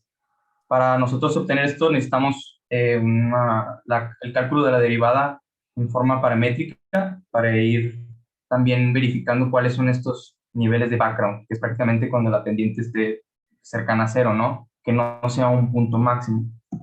Y después se hace el suavizado. Asimismo, se utiliza igual un acercamiento polinomial, en donde por medio de mínimos cuadrados vamos a buscar una señal similar a una que se tiene del lado derecho, que pues viene turbulenta. Vamos a tratar de suavizarla, y esto se hace por medio de esta serie polinomial, que se buscan estos coeficientes por medio de la herramienta computacional, se buscan, y una vez que ya se encuentran, pues prácticamente, y que se cumple esta condición, que es la condición de mínimos cuadrados, que es nada más la derivada de esta sumatoria de todas estas series polinomiales, pues te debe dar la diferencia entre, aquí me faltó mencionar que esta YJ es el resultado visto, el resultado o el difractograma real. Entonces, este es nuestro modelo y buscamos que la diferencia entre como serie polinomial con la que estamos suavizando, la diferencia entre esta serie con los datos reales, pues sea lo menor posible, ¿no? Y no cambie. Después del suavizado, procedemos a remover una radiación muy particular que se presenta en los materiales policristalinos. En estos materiales, los patrones de difracción se presentan los picos en ocasiones como dobletes.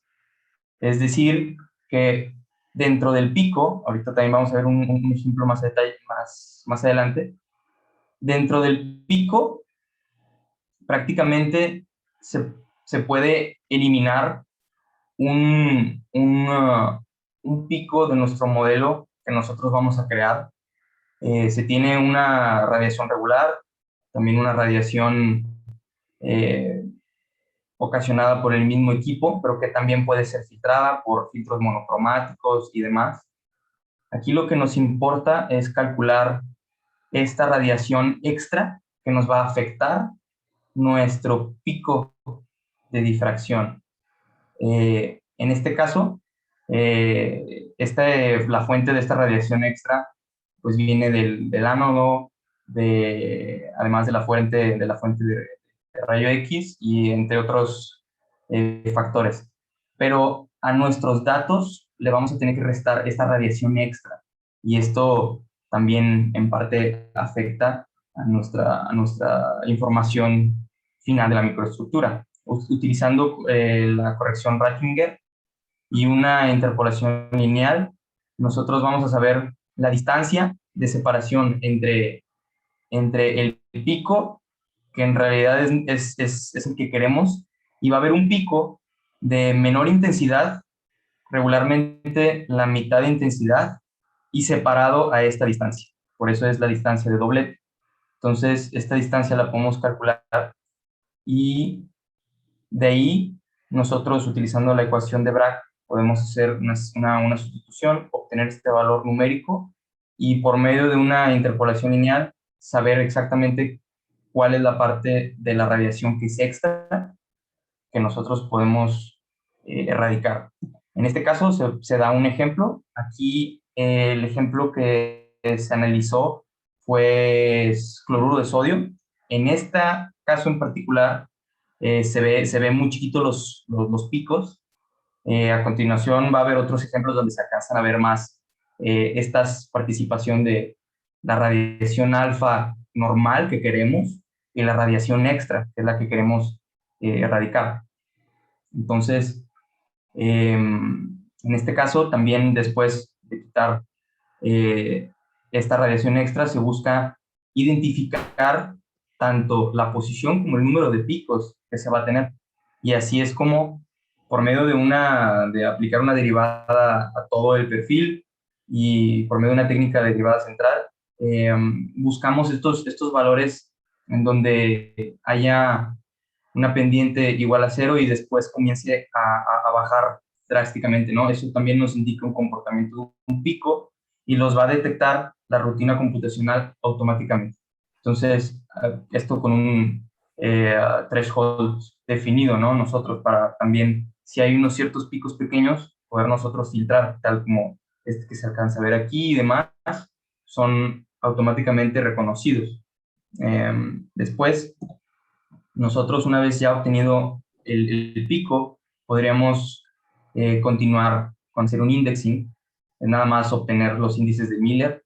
Cabe aclarar que en estas rutinas computacionales solamente se puede analizar muy a fondo materiales cúbicos y que tengan una sola fase.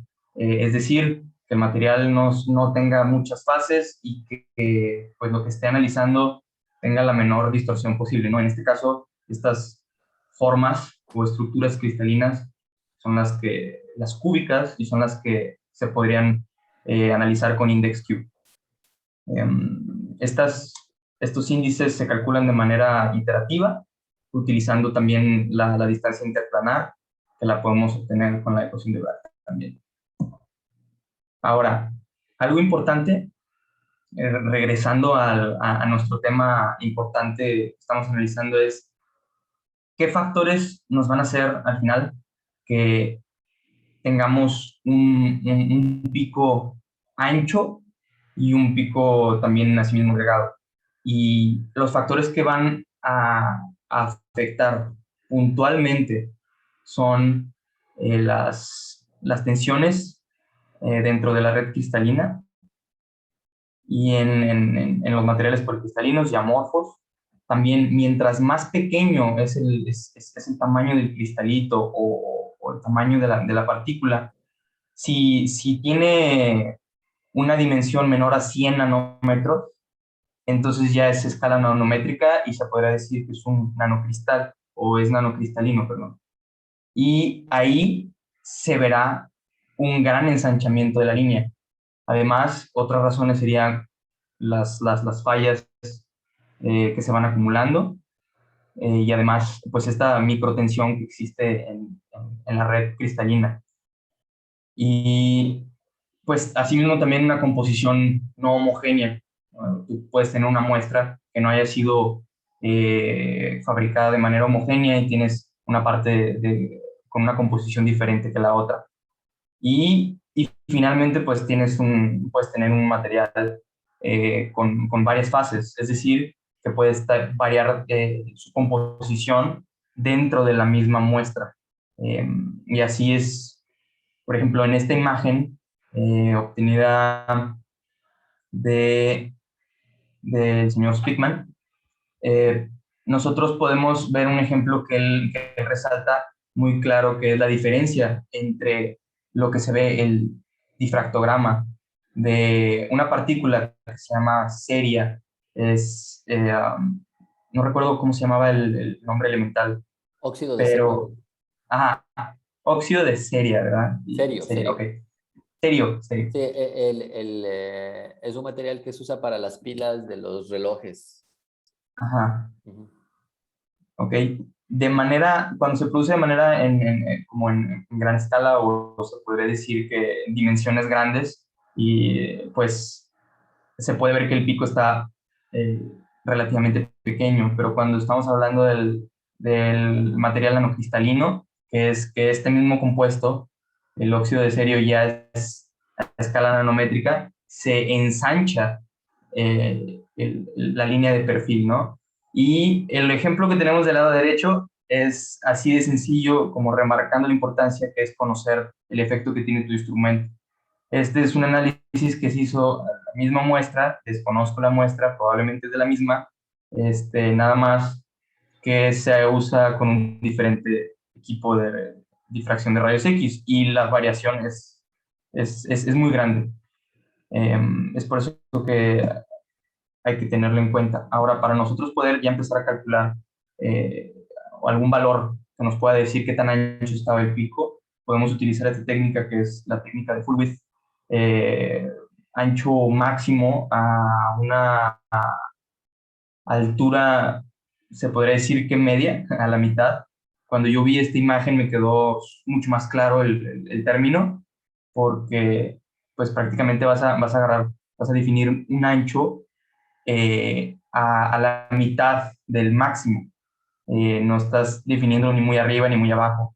Entonces se está tratando de ser un poco imparcial y pues este ancho de estos picos de difracción se obtiene por medio de otra vez una interpolación lineal y con esto ya podemos comenzar a calcular los valores el ensanchamiento integral, que es que lo denominamos como la beta.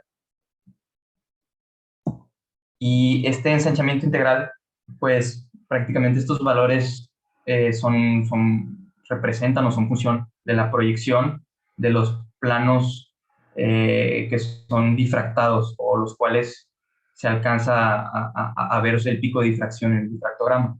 Por medio de métodos como Williamson-Hall y entre otras modificaciones que se le puede hacer, vamos a obtener valores del ensanchamiento integral. Y también en la parte derecha podemos ver un ejemplo de lo que te daría el análisis Williamson-Hall y obtenido por una compañera, Pamela Santos, y el doctor Flavio. Entonces, aquí, por ejemplo, nosotros en nuestro cálculo podemos asumir que estas anchos, estos perfiles de ensanchamiento tienen ciertas formas, tanto puede ser una forma gaussiana, Cauchy, pseudo-Voigt. A continuación, yo hice un ejemplo de un análisis con Cauchy, y creo que me salió más o menos similar a lo que se esperaba. Y pues también es nada más tener muy en cuenta que aunque hayamos hecho todo este proceso, siempre va a quedar el factor de la tensión. La tensión, esto nos puede ser un factor sumamente dominante en el ensanchamiento cuando no tenemos un comportamiento monotónico, o sea, que no es como lo esperamos, que no es, se podría decir que alcanzas a definir bien que depende de un solo factor, sino que hay algo que lo está cambiando el comportamiento que es medio desordenado. Y pues misma tensión de manera anisotrópica, es decir, que esta propiedad puede también cambiar de diferentes ángulos, dependiendo de cómo lo veas. Esto que se podría decir que estamos dejando a un lado, también nos podría dar información de la microestructura como tamaño, la dislocación, bueno, dislocaciones y fallas planares. Ahora sí, comencé yo haciendo un tratamiento de datos, primero con el cloruro de sodio, que son prácticamente granos, y pues buscaba ver más o menos cómo se distribuían estos picos, ¿no? Aquí ya se puede ver un ejemplo claro de lo que es esta radiación extra, eliminar, estos son los dobletes en los materiales policristalinos. Y en este caso, eh, se puede ver que esta es la información o la data experimental, y la que está en verde nos gustaría conservar. Y la otra la podemos eliminar. Y del lado derecho podemos ver una comparación, nada más. En este ejemplo no se ve muy bien porque son muy pocos picos, pero, por ejemplo, también se analizó el caso del silicio, utilizando igual las rutinas computacionales de IndexCube, y se obtienen ya resultados un poco más jugosos. Tal es el caso como esta pantalla epitaxial de silicio, que tengo entendido que era el recipiente en donde uno pone la muestra. Entonces, pues se realizó un análisis de la parte derecha, nada más hice un acercamiento a cómo se podría, bueno, cómo se ve el modelo que nosotros estamos generando, y, y pues el suavizado también de la señal, ¿no? Como se puede ver aquí en la indicación, la parte o la curva en azul es suavizada, la roja en este caso la roja es la que queremos conservar, en este caso la verde es la que queremos conservar. Aquí la roja la queremos conservar y la verde, en teoría, según los cálculos, la podríamos reducir. Asimismo, también se siguió avanzando con el tratamiento de datos. Se identificaron en este caso de silicio los puntos para los picos de difracción, y también tiene una opción, la rutina, que puedes nada más analizar ciertos picos. A lo mejor y solamente estás interesado en analizar una parte del difractograma, o hay unos picos que consideras que no son. Entonces aquí ya puedes nada más filtrar qué picos, y aquí es el análisis Williamson-Hall, que que realicé también para el silicio. Y se puede ver aquí, se podría decir que es el ajuste, y estos son los datos experimentales. Estos son coeficientes. También se hizo el análisis con el óxido de titanio, tanto la presentación como rutile, como anatase, y pues también, aunque son prácticamente el mismo compuesto o elementos químicos, cambia su composición o su difractograma, que es lo que esperábamos ver, porque son dos compuestos con comportamientos diferentes, ¿no? En este lado se pueden ver igual, nada más las mismas como radiaciones alfa. Estos son el conteo de los picos. Después aquí se prosiguió y se trató de hacer ya ahora sí el análisis como de línea o se puede decir pico por pico, en donde se ajusta un modelo pseudo-Voigt. Estos son los parámetros, tengo entendido, de esta curva o este modelo pseudo-Voigt para esta curva. Y este es, por ejemplo, para el pico 1 y para el pico 5. Si se fijan, este es el pico 1, que está en 15.000 como intensidad. Y si nos regresamos aquí, justamente está por encima de los 15.000. Después analizamos el pico 5, que buscamos que esté tantito por encima de los 3.000, y justamente está ahí antes de los 5.000, pero pues rozando los 4.000. Eso implica que sí estoy analizando la curva correcta, ¿no? Y no estoy haciendo el solo void para algo que no es. Hasta ahorita todos estos datos han sido limpiados. Se puede decir que de este lado se ve cómo va transformándose la información, y aquí ya, pues ya vamos generando un modelo, ¿no?, que se va ajustando. Y solamente como por corroborar el funcionamiento, decidí hacer un análisis Warren Aben, si no me equivoco con el nombre, Warren Aberbach, Barren. para el óxido de titanio en presentación de anatase. Sí, Barren Aberbach. Barren Aberbach. Okay. Barren Aberbach. Ah.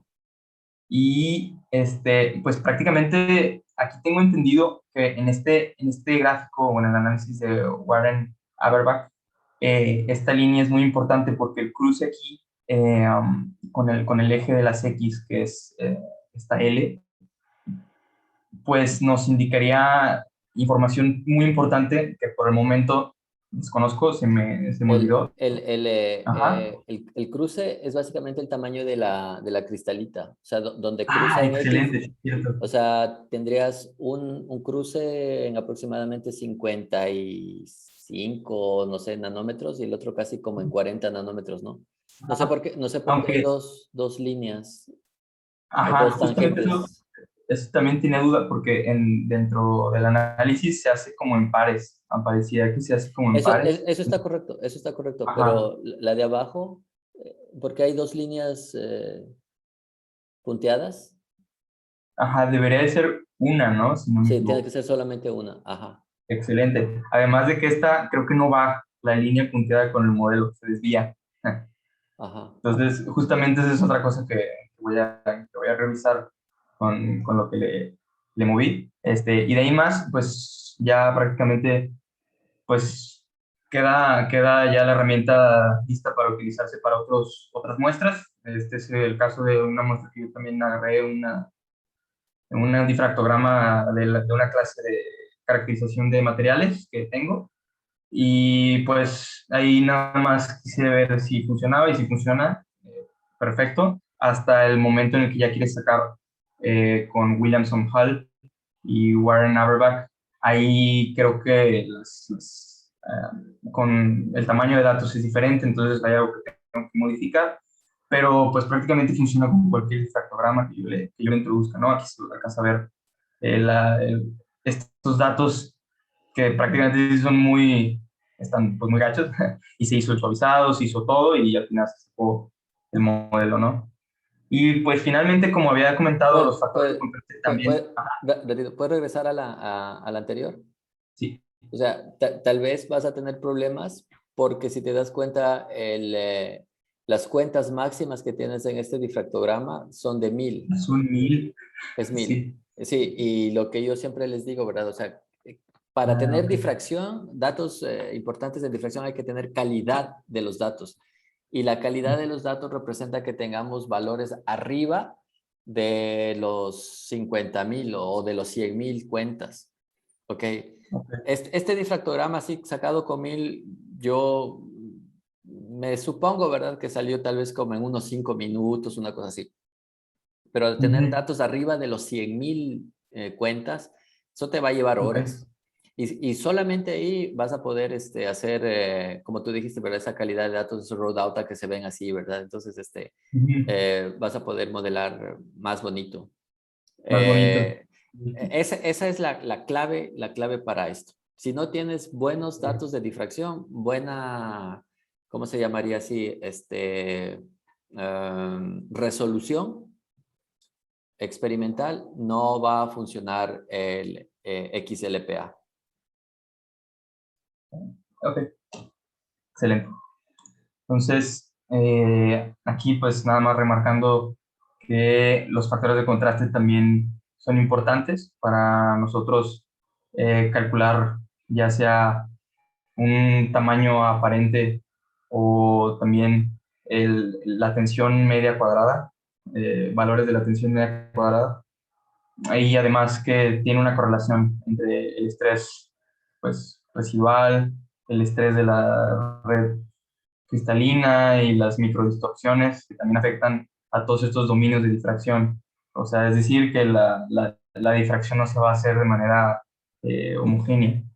Y pues finalmente, mis objetivos o los objetivos de esta investigación corta, pues son a futuro adquirir más conocimientos sobre factores que contribuyen a este ensanchamiento, principalmente algunos que me ha costado más trabajo entender, como es el strain y la anisotropía, más bien a nivel de la contribución que tienen. Me gustaría, como dice el objetivo número 3, cuantificar en algún punto esta contribución específica de cada factor. Eh, Podemos también comparar los resultados eh, de nuestros modelos con difracciones, patrones de difracción de referencia, como lo comentó ahorita el doctor PDF, o demás, corroborar que los modelos sí sean correctos. También extender la capacidad para poder analizar materiales no cúbicos o incluso con múltiples fases. Eso también estaría pues, interesante. Y también buscar algún método o algo que se le pueda añadir a los métodos actuales para poder también medir este perfil de tensión en todo como el difractograma, en todo el perfil y no nada más así como individualmente. Y pues podemos pensar, pues soñar un poco más alto y imaginarnos ya que se podría ir analizando estructuras más complejas, y siempre pues el enfoque sería ver el impacto que tiene el ensanchamiento de línea, o más bien qué factores impactan a este ensanchamiento y qué información podemos obtener. Y eso sería todo. Excelente, excelente, excelente, excelente. Me da mucho orgullo que hayas expuesto ahora sí. Lastimosamente, la otra semana no estuviste, ¿verdad, Iván? Y Carlos expuso algo que no se parece nada a esto, ¿verdad? Y entonces también le hicimos Y no, algunas correcciones, y si te das cuenta, cómo evolucionó, ¿verdad? Eso me habla a mí que tienen ustedes interés, que están interesados, que les gusta el tema, el reto que se les está poniendo, ¿verdad? Y ese interés pues les lleva a que ustedes indaguen más, a que busquen más y que pues entiendan cada vez mejor, ¿verdad? Entonces, parece ser que sí nos fue bien, ¿verdad? Carlos, haber hecho esas anotaciones y acotaciones que sí. dijimos para que pudieras ahorita tener. Me da muchísimo orgullo porque prácticamente pues ya casi creo que dominas IndexQ, ¿no? Sí, sí, ahí todavía hay unas cosas que sí están, hace falta Ah, leerlas pero, mejor, pero pero, sí, me familiaricé bastante. sí, pero fíjate, o sea, la herramienta que ahorita ya empiezas a conocer la puedes aplicar en lo que sea. De hecho, tuviste el atrevimiento, y te felicito por eso, de Sí, analizar ese difractograma de aluminio, ¿verdad? Que dices que lo sacaron de la otra clase. Perfecto. sí. Puedes empezar a analizar lo que quieras ya con esto. Bueno, siempre que sea cúbicas, ¿no? Bueno, Ajá, cúbicas, justamente dije eso. pero también hiciste óxido de titanio, que no es cúbica, es Ah, tetragonal. Nada más que ahí no va a indizar. ujú. Puedes hacer el análisis de XLPA. Es que aquí creo que está. Ajá. Puedes hacer. Es que yo me voy con una cosita, pero es una sociedad. El análisis de XLPA lo puedes hacer con cualquier compuesto Ujú.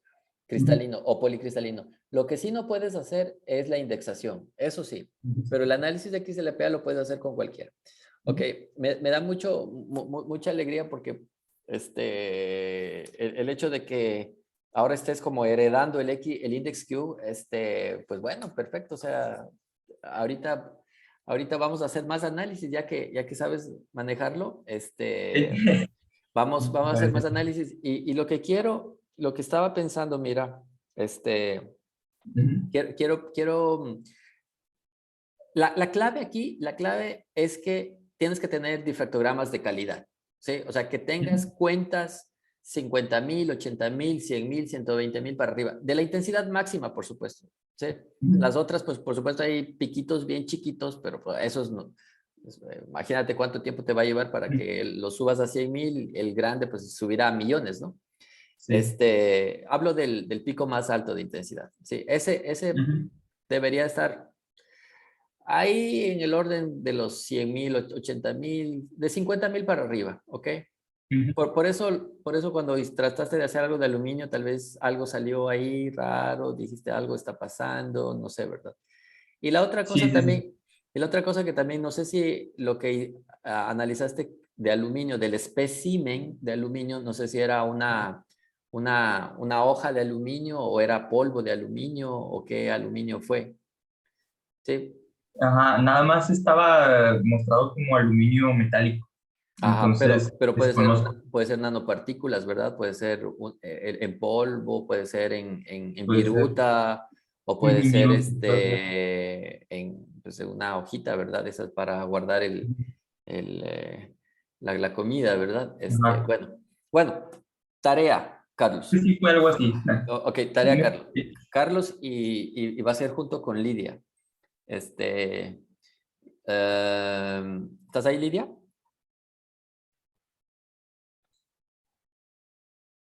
Lidia, ¿andas por ahí? Aló, aló. Por ahí nos dejó Lidia. Lidia,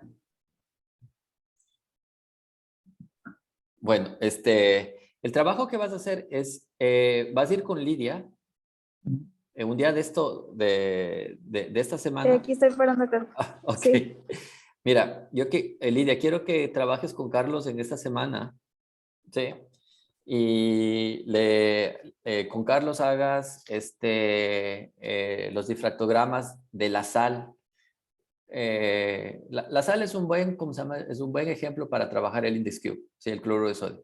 Pero Lidia, quiero que hagas, ya sé que tenemos la sal, ya sé que tenemos datos, pero quiero que los vea ahorita cómo prepara la muestra, cómo los...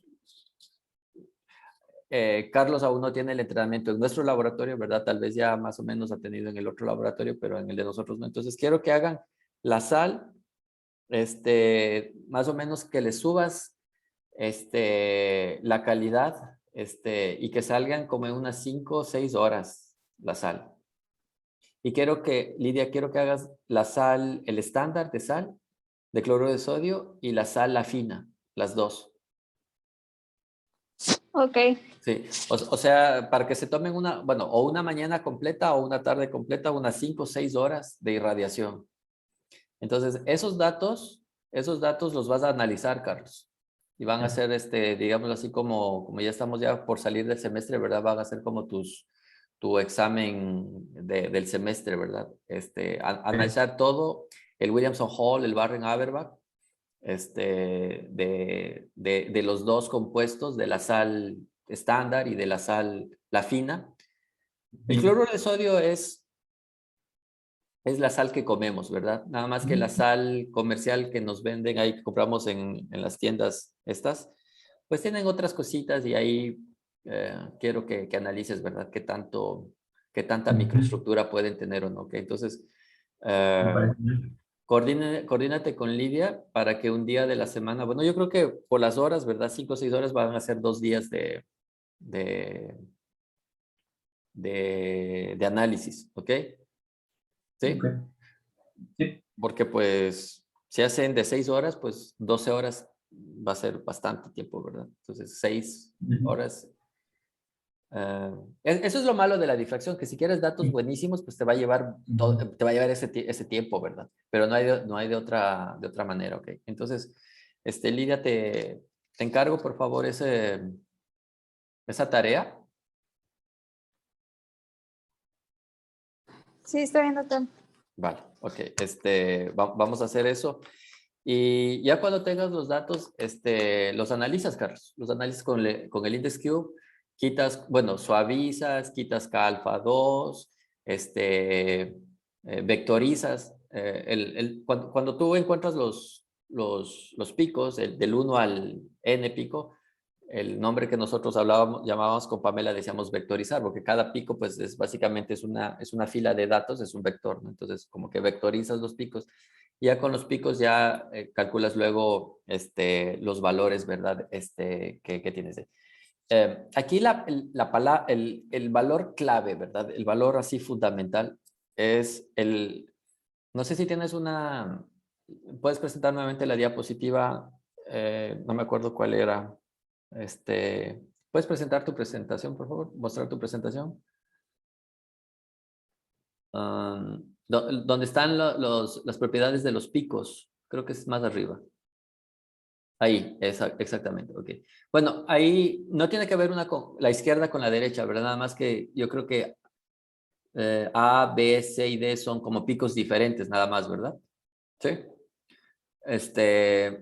Pero, por ejemplo, la altura, pues todos entendemos cuáles son las alturas, ¿verdad? Yo creo que esa figura que tienes ahí al lado no explica lo que tienes en la derecha, ¿sí? Entonces yo creo que tienes que hacer tú mismo una figura donde tú mismo pongas dónde está la altura, o sea, construir figuras. También es importante que nosotros aprendamos a hacer figuras, ¿sí? De hecho, nos graduamos cuando ya sabemos hacer figuras, hacemos tablas, cuando hacemos nosotros mismos nuestras propias figuras, ¿ok? Entonces, para que coloques la altura, pues todo el mundo va a entender dónde son las alturas. Pero, por ejemplo, la intensidad integrada, ¿cuál es la diferencia con la altura con la intensidad integrada? ¿Dónde está lo diferente? Yo la verdad también tenía esa duda. Pues yo diría que es lo mismo, ¿no? La altura y la intensidad integrada. Bueno, Sí, porque la intensidad, la intensidad pues me está dando la altura del pico, pero... la altura, sí. Ok, Moisés. Por ejemplo, la otra cosa aquí dices el integral breadth. Ok, el ancho integral no es otra cosa que el área bajo la curva del pico. ¿Sí? O sea, el pico tiene pues el área, ¿verdad? Tú puedes calcular esa área, pero eso te va a dar pues dimensión 2, ¿no? Es un área. Entonces, para tener una correlación respecto a los valores, por ejemplo, el FWHM, esa área la tienes que dividir para la intensidad o para la altura. Entonces ahí divides 2D para D y te queda en una dimensión, ¿no? ¿Me explico? Tienes L cuadrada dividida para L, pues te da L, ¿no? Entonces ese es el integral breadth. El integral breadth es el área dividida para la intensidad. Eso implica que deberías de poder tener una rutina que calcule la integral, el área bajo la curva de eso, ¿verdad? Ese valor, el integral breadth, tiene como la nomenclatura de beta. Se usa beta para el integral breadth. Y es un valor muy bueno para describir las propiedades del sistema, pero es muy sensitivo, ¿sí? A los errores de calcular el área, porque si tú tienes un pico simétrico, pues tienes una rutina muy buena para calcular la integral, ¿verdad? Con una función incluso hasta analítica pudiera sacar eso. Pero ¿qué tal si el pico no tienen en las colas no tienen la misma base, sino uno está más arriba? ¿Ok? O si el pico está más deformado, ¿verdad? El centroide está más movido. O sea, ahí va a ser muy difícil que tú sepas dónde termina el pico, dónde termina la cola, ¿verdad? Para hacer la integral. Entonces va a ser que tú puedes tener error al calcular esa área. ¿Ok? Entonces, el integral rate es muy, muy sensitivo a que cometas errores.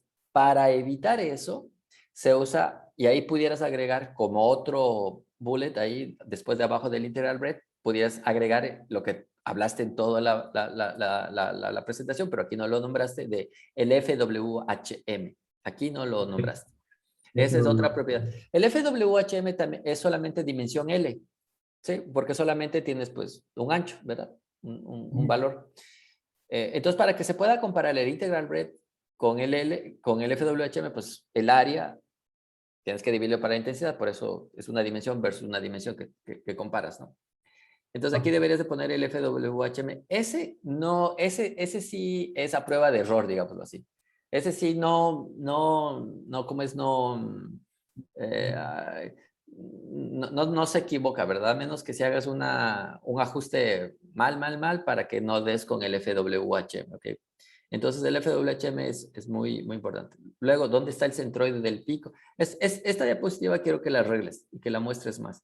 Ahora, tú dices coeficientes de Fourier para XLPA. Bueno, ¿cuáles son los coeficientes de Fourier? Los picos no son coeficientes de Fourier. No, los picos no son los coeficientes de Fourier. Tú tendrías que hacer el análisis de Barren-Habermas para extraer los coeficientes de Fourier, para encontrar los coeficientes de Fourier. Pero aquí los picos son reflexiones, ¿ok? No son los coeficientes de Fourier. ¿Me explico? Sí, claro. Sí, o sea, no es lo mismo, o sea, okay. Bueno, después de eso, yo quisiera, Carlos, que apliques así a mano, ¿verdad? ¿Dónde utilizar el FWHM? Bueno, y el FWHM, donde lo aplicas facilísimo, es con la ecuación de Scherer. Aquí en algún lado deberías tú de mostrar la ecuación de Scherer. ¿La mostraste o no? Creo que No. no, ¿verdad? Entonces deberías demostrar la ecuación de Scherer, en donde la ecuación de Scherer, una vez que tú puedes, eso está explicadísimo en la tesis de Ana, ¿ok? Una vez que tú encontraste el FWHM, puedes, de ese pico pues está marcado en un ángulo, y ya con eso tú puedes, calcular el tamaño de la cristalita con el FWHM. Ahora, ¿quieres irte más allá? Entonces haces el análisis Williamson-Hall o haces el análisis de Barren-Habermas. En todos los tres, en Scherer, Williamson-Hall y Barren-Habermas, usas el FWHM como tu variable de trabajo. Por supuesto, cuando nosotros empezamos a hacer esto, hicimos todo con Integral Breadth, pero nos fuimos dando cuenta, ¿verdad?, que metíamos más error si usábamos Integral Breadth que si usábamos FWHM. Terminamos. Ok, está bien. Sí, Lidia, muchas gracias. Terminamos, ¿cómo se dice? Haciendo el uso más de FWHM, ¿ok? Sí. Y básicamente eso sería, ¿verdad? O sea, en toda la discusión aquí del XLPA, el FWHM va a ser tu variable de trabajo y entonces tienes que explicarla de mejor manera cómo la calculas, ¿verdad? ¿Cómo calculas ese FWHM? ¿Cómo aparece ese FWHM? No sé si es que les he dado la presentación de la práctica de laboratorio de eso, ¿no? ¿Verdad? ¿O está subida al Drive o no? Creo que no. No, ok. Ok, Ana, también vale, gracias. Les tengo que subir esa presentación. O sea, para ahorita Moisés eso ya lo sabe súper bien, porque pues él está llevando la materia, ¿verdad?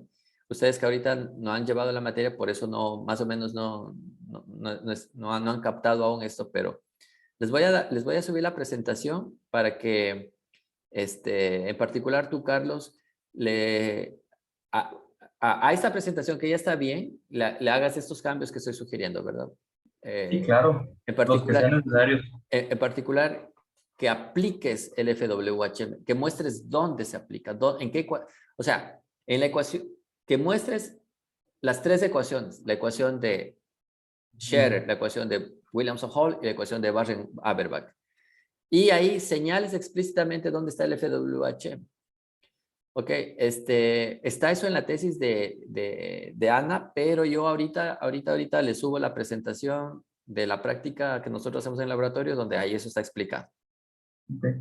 Ok, y para Iván, te voy a subir ahorita, Iván, también unos papers de la ecuación de Debye, que creo que, no sé si los he subido o no. Dime, ¿no, verdad? No, ahorita subo para que tengas artículos científicos donde explica con mayor detalle qué es la ecuación de Debye, ¿sí? Son 2 artículos, son 2 reviews. Con esos 2 suficiente para empezar. Y Carlos, o sea, muy bien, muy buena presentación. Nada más pudiera como sugerir algo, ¿sabes? El título, otra vez. ¿Puedes ver el título? Sí, ajá. Ahí, análisis de la microestructura de materiales policristalinos a través de, no es efectos de broadening, bueno, line broadening effects en XRD. Y yo también duré ahí mucho rato. Sí, ahí sería los efectos del ensanchamiento de línea en la microestructura de materiales policristalinos, pudiera ser así. Y de ahí podrías poner 2 puntos, un análisis con index cube, porque ahorita lo estás haciendo eso, ¿verdad? Mira, puedes decir eso, line broadening effects in the microstructure. Y puedes copiar así, line broadening effects in the microstructure,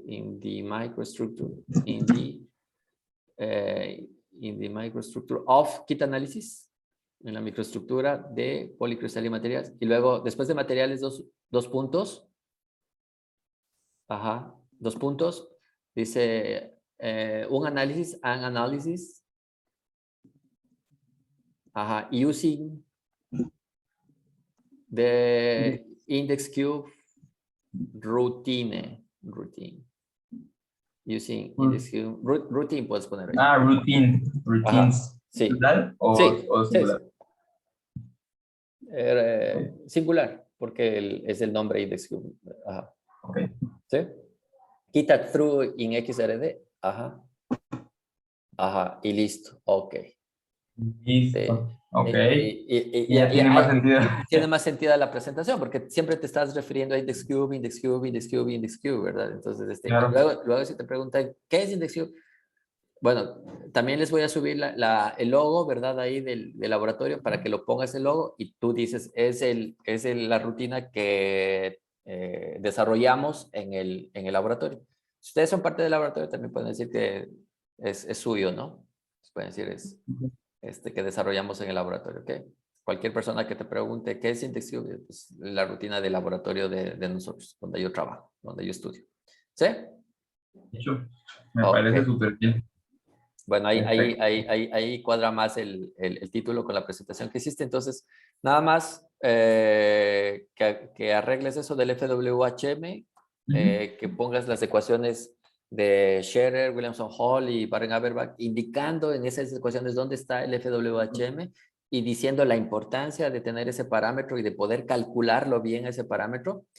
Y arreglar esa diapositiva donde muestras las imágenes, ¿verdad? ¿Cómo es las propiedades de propiedades? Ya, ahorita mismo, antes de levantarme de aquí, le subo esos archivos, ¿ok? Bueno, pues, bueno, estuvo interesante lo de hoy, y no sé, Iván, en 15 días nuevamente, ¿te parece? Sí, para ir pues, modificando la presentación y viendo pues, cómo podríamos estar adaptando el código que ya tenemos para la estructura que nos dijo, ¿no? Que creo que era AB2 o 4. Sí, AB2 o 4. Ajá. Sí.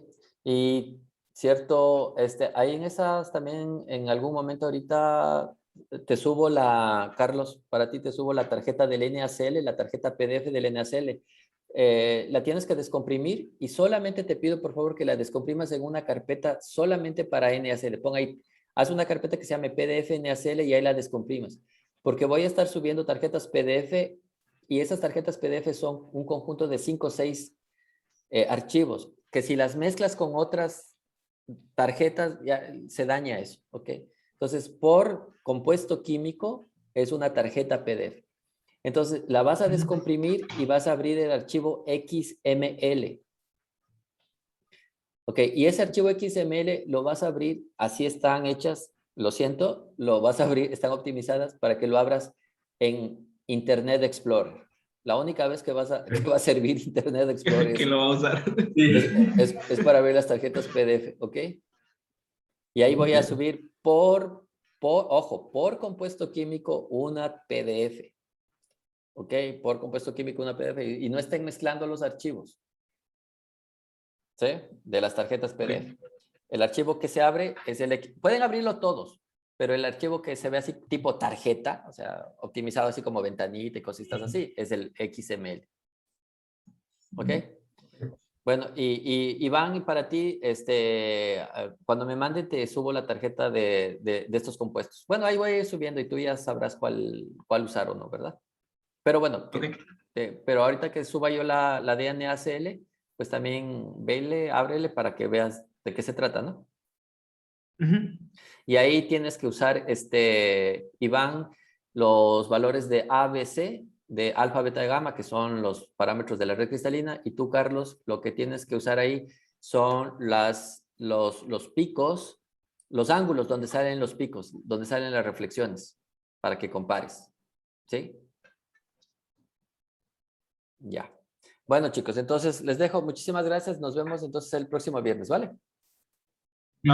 Muchas gracias, doctor. Hasta luego. Vale. Vale, cuídense, Iván. Bye, bye. Chao, Carlos. Felicidades. Buena presentación. Me gustó mucho. Muchas gracias. La verdad. De verdad, muchas gracias, doctor. Me ayudó mucho. No, estuvo súper bien, súper bien. Vale. Bye, bye. Hasta luego.